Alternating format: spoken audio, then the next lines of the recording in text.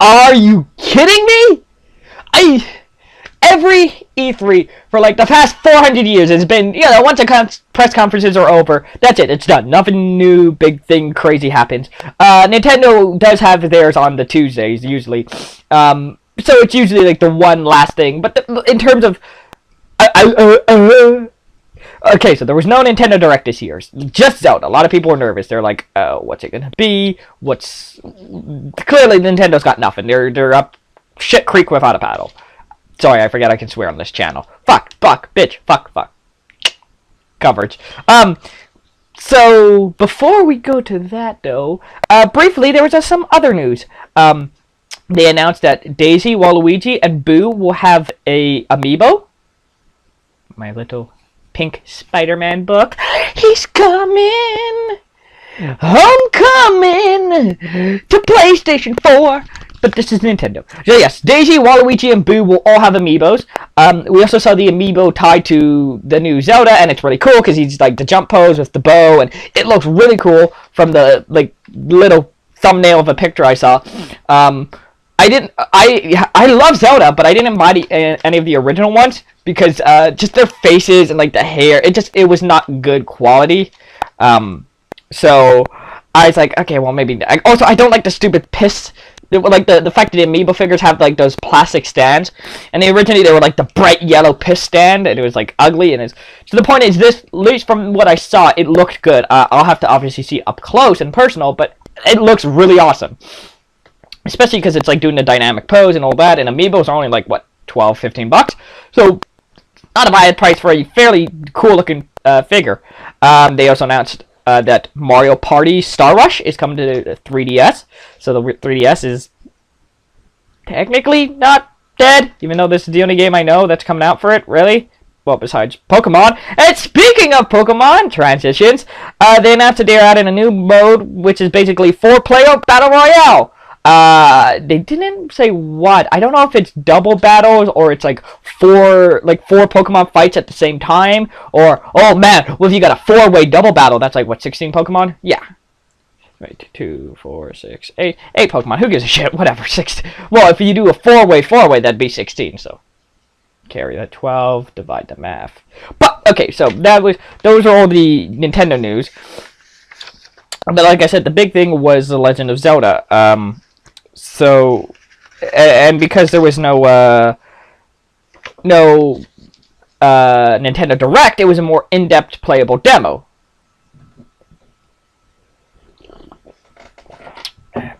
I'm taking my breaths, people, because this is going to be a long-winded. Also, these are in no particular order. I watched like 15 reviews, or videos and trailers and reactions and all this stuff to get all the knowledge. So these are completely out of order. In fact, I was going over my notes. I'm in fact in Mission 1. But so we'll start off with the big one is... Short version, yes, it is open world Zelda. It is Skyrim meets Zelda. Just... And like, I know you can think, oh, we'll just do Zelda with a coat of paint, but the fact that like it actually exists, like it's real. It's not a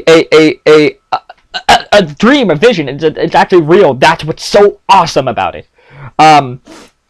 Okay, now I'll try to follow a somewhat clear path. And because it's open world, they stated that so now there's different items and weapons, and they all have different stats. So they're saying, for example, the Master Sword you probably won't get for a while.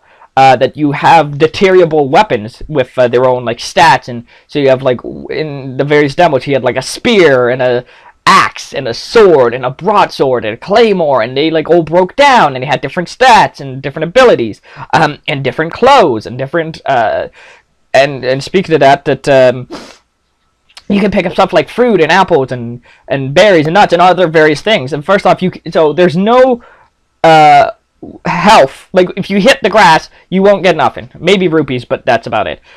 Which actually I didn't even say. That's just me speculating. But they said you won't get health from the grass. And the way health works is like I said, you can eat berries and nuts and other meat and other various things, or you can find a cooking pot and mix them together to make various recipes and ingredients.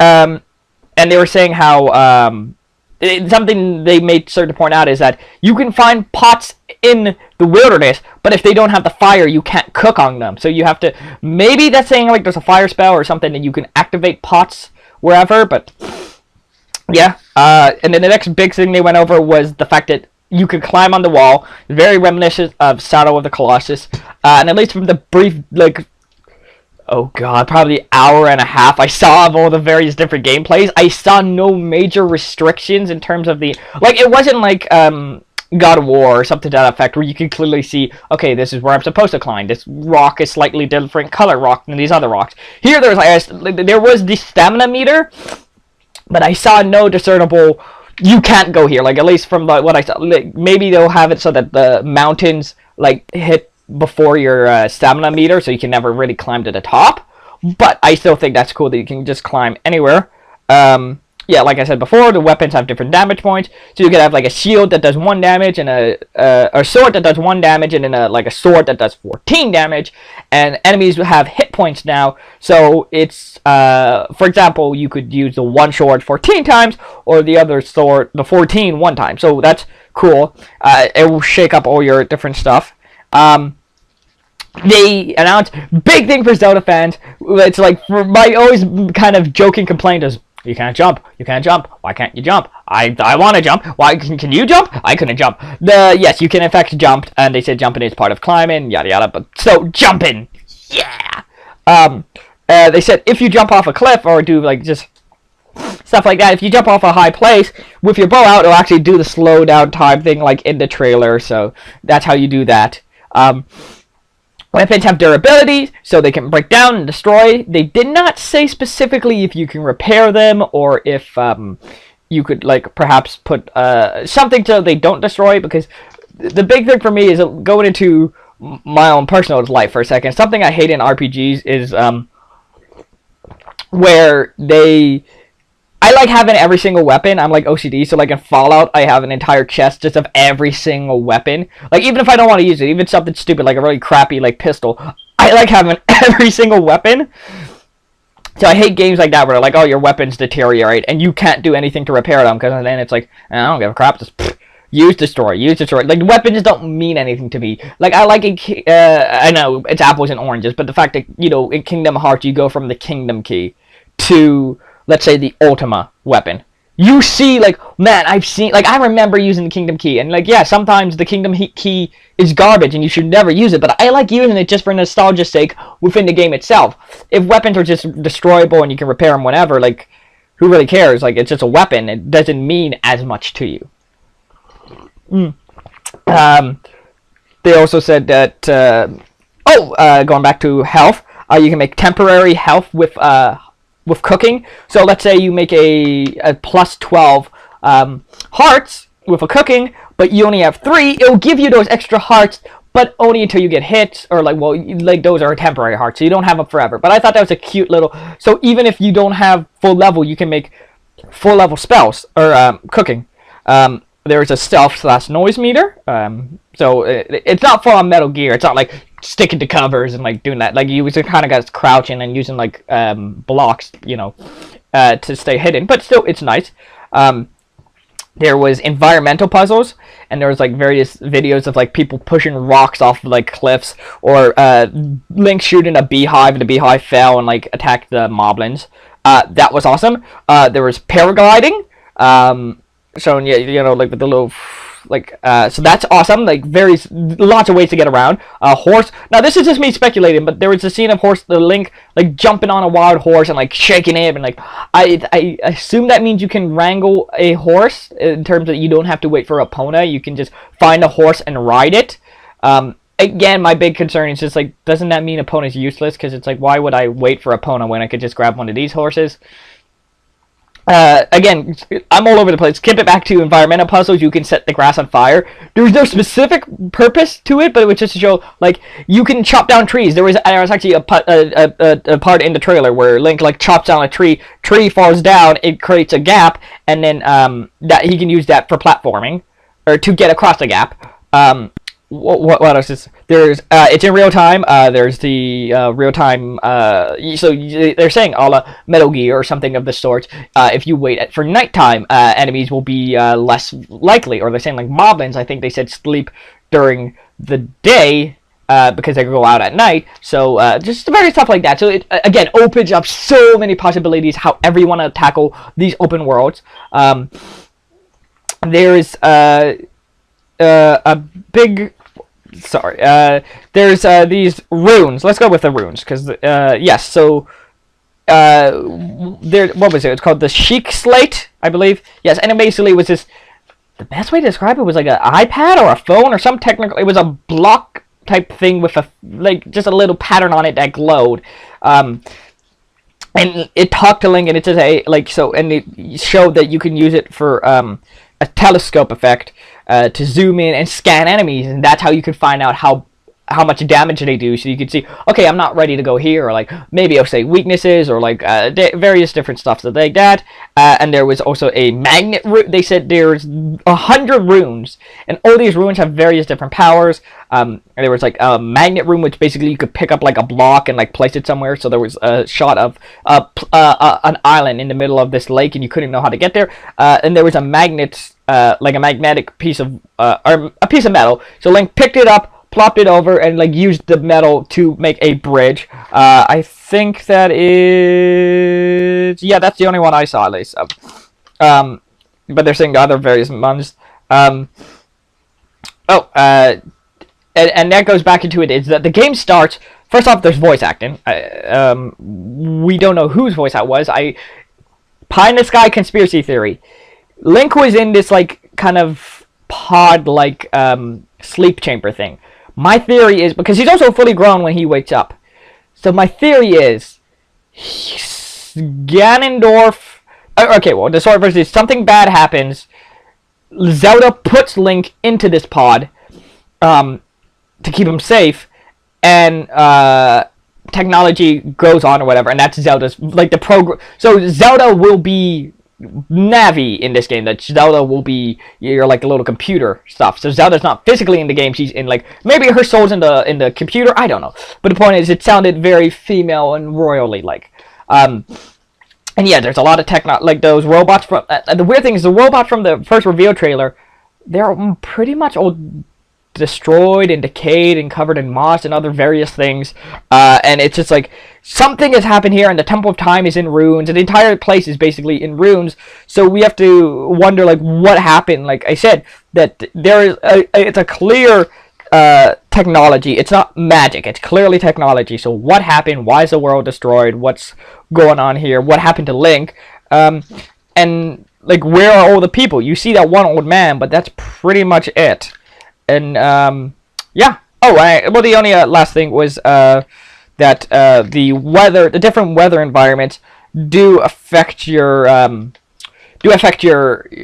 health. So in terms of, they went to a snow place, and if you don't, they said you can eat items for temporary boosts, but if you don't have actual jacket or clothes, like warm clothes, Link will actually freeze to death in the warm. So I assume that's going to be, you know.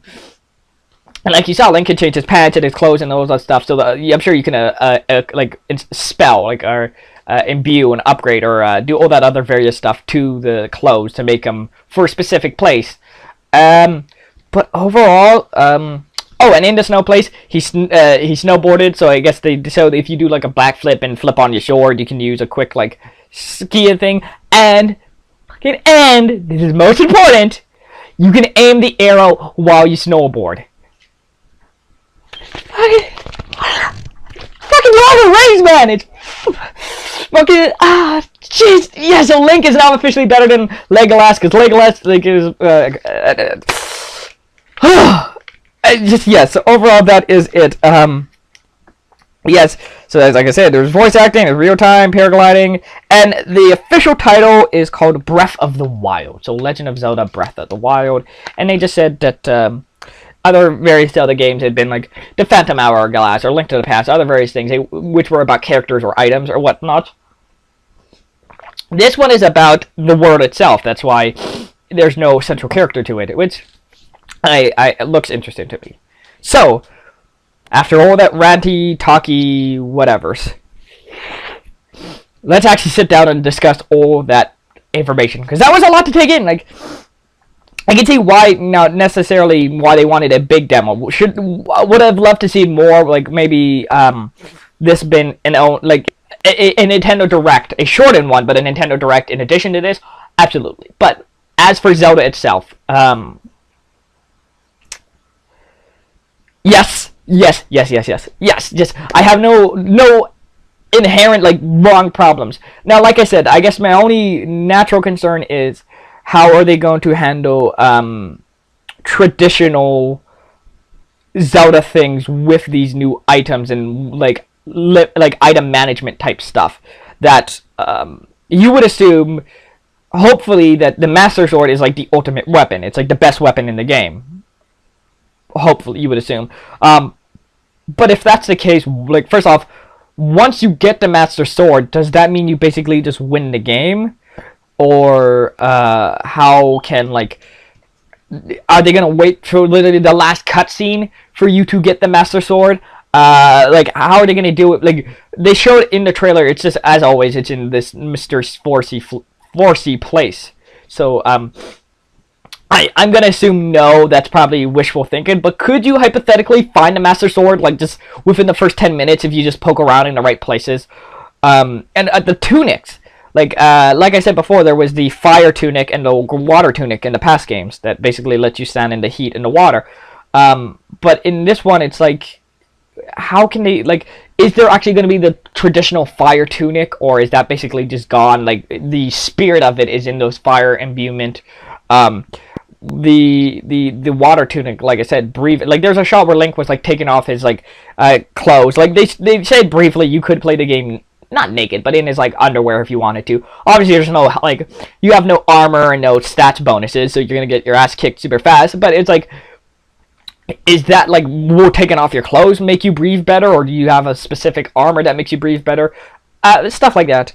And they also talked about how you can obviously attack, like, so they're saying that there's these things called the shrines, or whatever, the little power-ups. There's like 100 of those mini temples, and then there's dungeons. And I'm just curious, like, how the dungeons will take, like, are dungeons going to be basically this funnel thing where the whole game is open world thing, and then the dungeons are a little more contained. It's a more classic Zelda where it's like, all right, here's, you know, how to get through this place, yada yada. But yeah, just overall, I'm just like, I can't believe we saw there's voice acting, we saw the weapon management. It's just like, I'm sure some Zelda purists are gonna be like, this isn't Zelda, but on a certain level, I'm just like, I would perfectly be fine with Ocarina of Time for the rest of my life. That I love those games. They each offer something new. Like I said, I love Twilight Princess, and all that, but I think this is good for everyone. This is a good step forward. This is a good point to jump off of, and basically for new people to come in. And with the NX, I think this is a perfect place. Like, hey, you don't like any of those other games? I saw brief rumors, like, maybe there'll be a Skyward Sword HD thingamabob, which probably not on NX, probably for Wii U, which I would totally buy. But maybe there'll be, like, so I'm saying it's a perfect point for new fans to jump on. Like, look, there's none of that other stuff. This is a totally new Zelda, totally awesome. It looks awesome, like I said. And then I'm curious, what happened to the world? Why is it destroyed? What happened to those robots? In the last trailer, Link was fighting them, and just, I am just thoroughly impressed with PlayStation. Like, here's the thing with PlayStation, I freaked the fuck out at Spider-Man. And even in the moment, I was like, oh, what? And with the Crash one, I was like, no.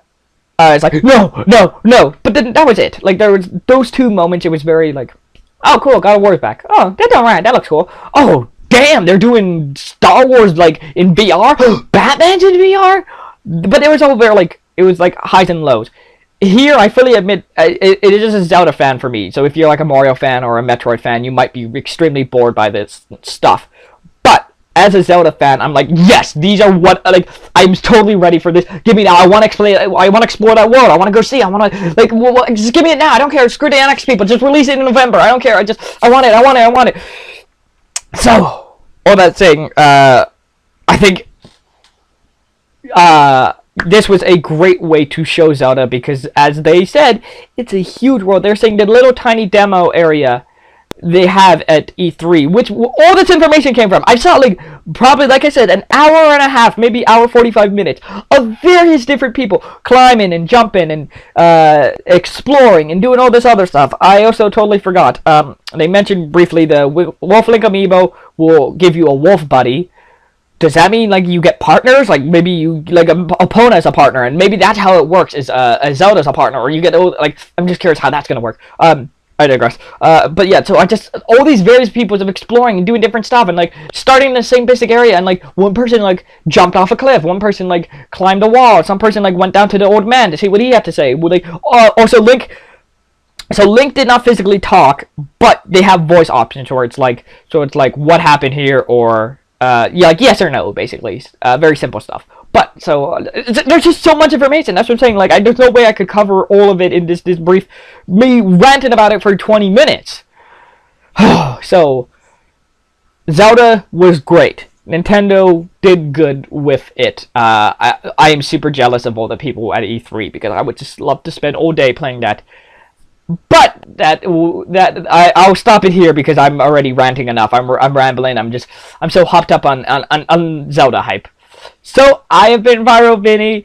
You can tweet me at Viral Vinny to your love, your hate, all the other various complaints you want to say about Zelda. But I am so excited, and we're basically half a year away. So it's not the full-on Fallout 4, but it's almost. It's like, almost there. We're very close to getting it, and I can't wait.